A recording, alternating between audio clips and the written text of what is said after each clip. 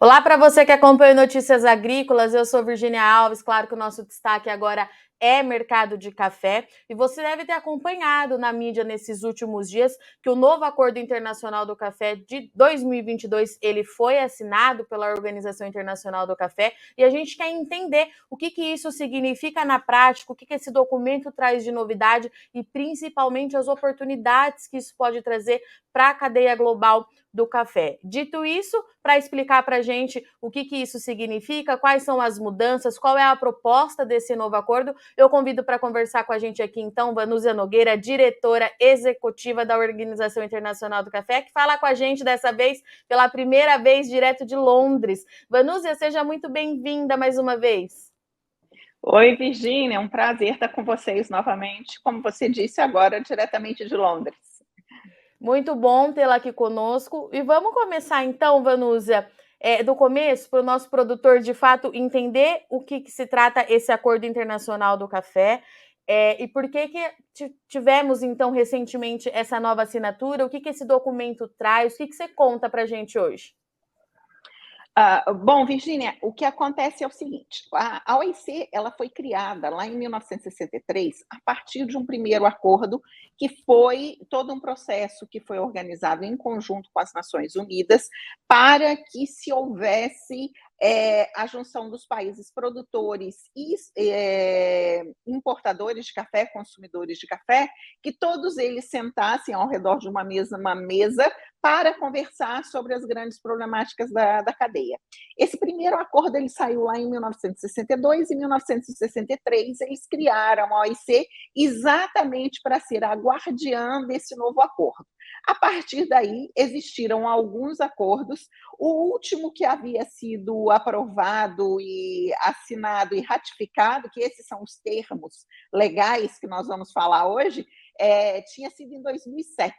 Né? Ele foi aprovado em 2007, na realidade ele só entrou em vigência em 2011. Então ele demorou bastante tempo para conseguir ser ratificado. Como é que é todo esse processo e o que vem a ser um acordo internacional de café? O processo é um processo que junta todos os membros, todos os países membros, é um trabalho extremamente de diplomacia e de governos, de negociações, aonde os governos colocam um acordo, né? Eles se concordam, digamos assim, em estar seguindo uma série de regras em prol de um determinado setor, no nosso caso, no setor de café. Este acordo que foi aprovado a semana passada, ele vinha sendo discutido há quase 3 anos por um grupo enorme de países membros que vinha discutindo esse novo acordo. Dentro desse novo acordo, o que a gente traz de muito importante para o setor?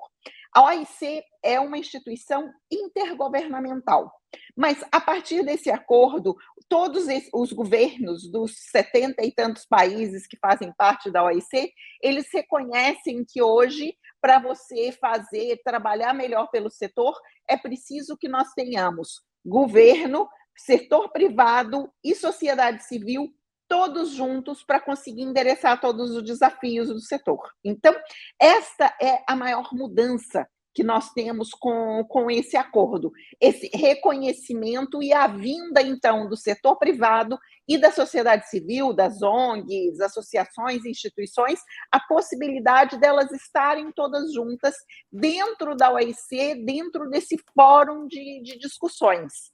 Elas passam a entrar, então, como membros afiliados, este é o termo, né? Para que a organização continue sendo uma organização intergovernamental.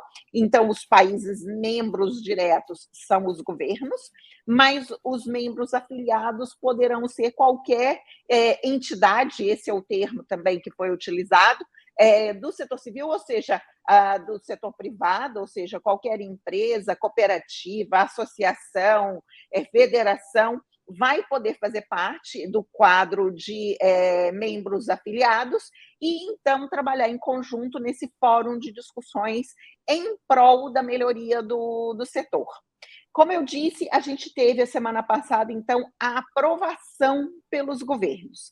A partir de agora, nós passamos por uma fase que é uma etapa exatamente da assinatura, ou seja, aquele representante maior legal em cada um dos países faz a assinatura dizendo que formalmente aquele país aprova esse acordo, né?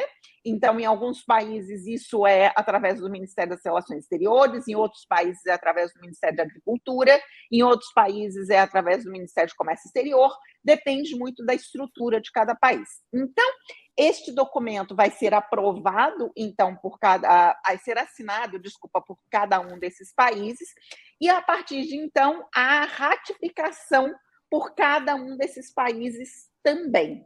No caso do Brasil, por exemplo, nós temos o presidente do CDPC, que é o ministro da Agricultura, ele assina pelo Brasil e depois a ratificação do acordo tem que passar pelo Congresso Nacional. Este é um processo que, a princípio, o que se prevê, nós temos como meta ter até o final do ano que vem, né? Até o final de 2023, para que o acordo entre em vigência efetivamente a partir de 2024. Mas pode ser que alguns países com muita turbulência política, a gente infelizmente está vivendo um momento geopolítico bastante complexo, pode ser que muitos países não consigam fazer todos esses trâmites internos no decorrer do segundo semestre desse ano e no primeiro semestre do ano que vem, e que nós tenhamos que postergar a entrada em vigência do acordo. Mas todas as discussões que foram feitas prévias foram exatamente pensando que a gente consiga, sim, até o final do ano que vem, ter o acordo pronto para que ele entre em vigência em 2024. E, Vanúzia, você pontuou para a gente que esse novo acordo, então, ele tem sido discutido há quase 3 anos antes dessa aprovação. Quais são os principais pontos, assim, que a OIC, junto com toda a cadeia, entendeu que precisavam de mais atenção nesses últimos 3 anos? O que vocês têm avaliado? Bom, o primeiro ponto é exatamente essa questão da colaboração do setor privado e da sociedade civil junto com os governos, né? O reconhecimento de que ninguém consegue fazer nada sozinho dentro dos desafios que nós estamos enfrentando, né? Então, esse é o primeiro ponto. O segundo ponto que eu te colocaria é uma ênfase muito grande em todas as questões de sustentabilidade. Essas questões já tinham sido levantadas no acordo de 2007, mas agora elas são ainda mais reforçadas. A busca por todos os mecanismos que se puder ter, né, lançando mão de todas as possibilidades. Como eu tenho dito com o pessoal, a gente tem que usar de muita criatividade com responsabilidade para endereçar as questões de sustentabilidade econômica, social e ambiental. E tudo isso a gente vai ter que fazer no mínimo 6 mãos. E, Vanúzia, qual que vai ser o desafio de colocar tudo isso em prática com todos esses setores, né? A OIC com todos os países, o setor privado, a sociedade civil, tendo isso já assinado por todo mundo, passando por esses trâmites que você desenhou para a gente, qual que vai ser o grande desafio de ver as coisas acontecerem de fato dali em diante? Virgínia, eu te diria que a gente passa a ter um grupo, né, um fórum ainda mais multifacetado. Então, mas é uma discussão extremamente rica. É a primeira organização internacional do mundo das commodities que passa a aceitar todo esse pessoal de setor privado dentro, né? Existem algumas organizações que já têm um pouco dessa composição, que é do pessoal de tecnologia e o pessoal de turismo, eles têm um pouco dessa composição, e a gente é o primeiro, mais uma vez, somos os primeiros, os pioneiros, em fazer um trabalho conjunto de todos. Eu acho que esse é o maior desafio. Agora, é um exercício extremamente enriquecedor, e que traz por trás a questão de que não adianta a gente ficar só falando, a gente precisa partir para a prática.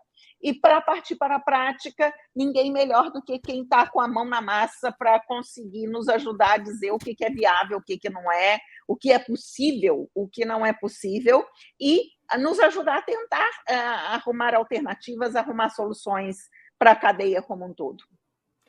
Ivanus, é claro que eu não posso deixar de te perguntar o que vocês esperam que o setor privado traga para essa discussão, mas a sociedade civil também. Como é que vai ser a junção de todas essas informações?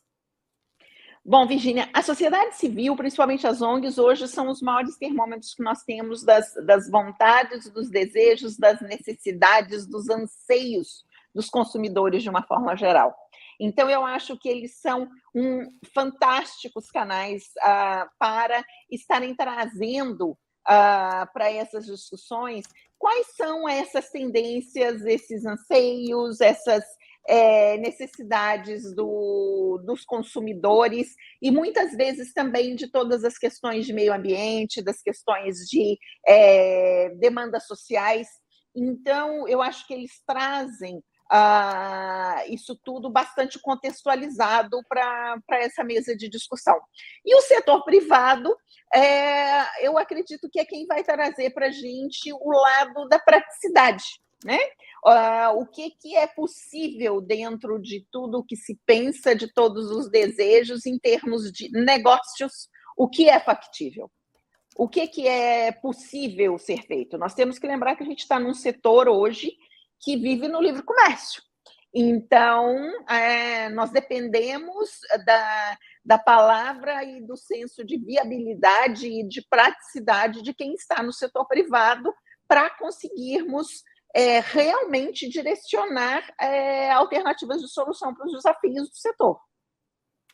Ivanus, é claro que eu não posso te deixar embora aqui do Notícias Agrícolas sem te perguntar como é que está sendo aí esse início da sua jornada em Londres, oficialmente como diretora executiva da OIC. O que você conta para a gente? Sei que está bem no comecinho, você acabou de chegar, mas quais são as expectativas? Eu acho que as expectativas são as melhores possíveis, por mais interessante que possa parecer, todo mundo me dizia que Londres era uma cidade onde só chovia e ficava cinza o tempo todo.